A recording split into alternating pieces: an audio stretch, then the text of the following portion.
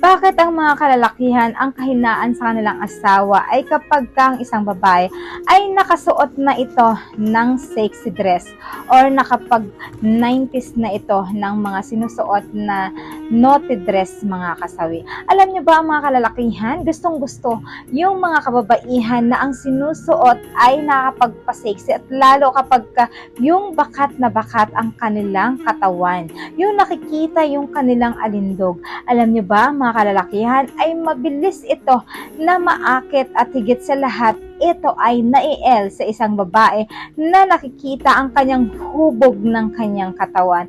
Lalong-lalo na syempre, mga kasawi, na makikita ang kanyang alindog ng kaseksihan.